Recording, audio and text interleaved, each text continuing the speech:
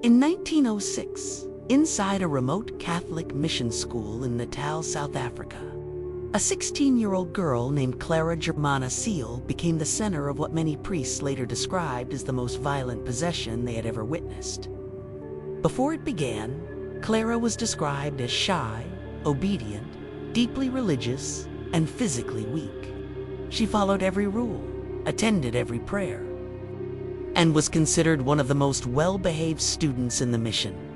There were no warning signs that something inside her was about to fracture.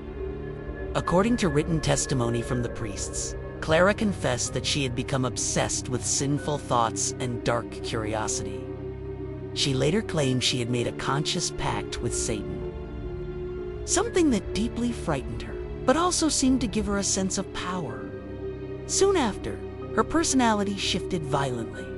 She became aggressive without warning, snapping at students, screaming at teachers, and laughing during prayer sessions.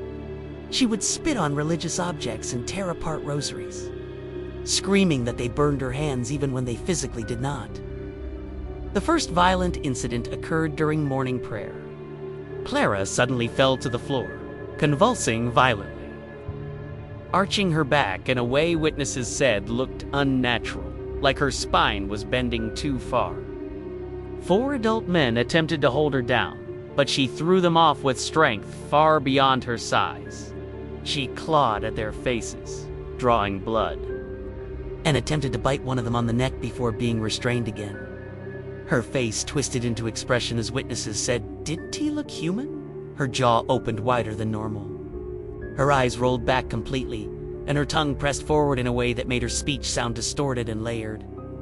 During later episodes, Clara reportedly screamed in deep, male voices that were not her own. Sometimes multiple voices would overlap, arguing with each other through her mouth. Priests recorded that she spoke fluent Latin, Dutch, and what they believed to be an ancient tribal dialect she had never been exposed to. When asked questions she could not possibly know, she answered correctly, including private confessions priests had never spoken aloud. During exorcisms, the violence escalated. Holy water caused her to convulse violently and scream as if in physical pain. She would thrash against restraints, ripping ropes, biting herself until she bled, and smashing her head against the floor until nuns had to place cushions under her skull to prevent fatal injury. At one point, Whitney said she vomited blackened liquid and attempted to smear it across the walls while laughing hysterically. Several nuns later testified that Clara levitated above the bed during prayer, her body stiff and horizontal, hovering briefly before slamming back down. One priest fainted during this episode. Others reported that her body temperature would drop suddenly, making her skin feel icy cold even while she was sweating. The psychological terror was just as severe. Clara reportedly screamed threats at specific individuals, predicting their deaths or injuries days before they occurred. One nun later broke her arm exactly as Clara described. Another priest narrowly survived a carriage accident Clara had mentioned during a violent episode. Doctors were called to examine her and found no physical illness that could explain her strength, seizures, or speech changes. They suggested hysteria or epilepsy, but even they admitted her behavior did not fit known medical patterns.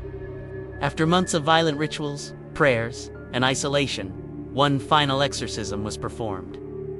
During it, Clara reportedly screamed once, a sound witnesses described as inhuman, then collapsed completely unconscious. When she awoke, her personality had returned to normal. She cried, apologized, and claimed she remembered nothing from the possession. She lived peacefully afterward, with no further violent episodes. Church records indicate she later married and lived an ordinary life. To this day, the Clara Cele case remains one of the most disturbing possession accounts ever recorded, not because it can be proven supernatural, but because no explanation fully accounts for the combination of violence, knowledge, physical changes, and psychological terror witnessed by so many independent observers.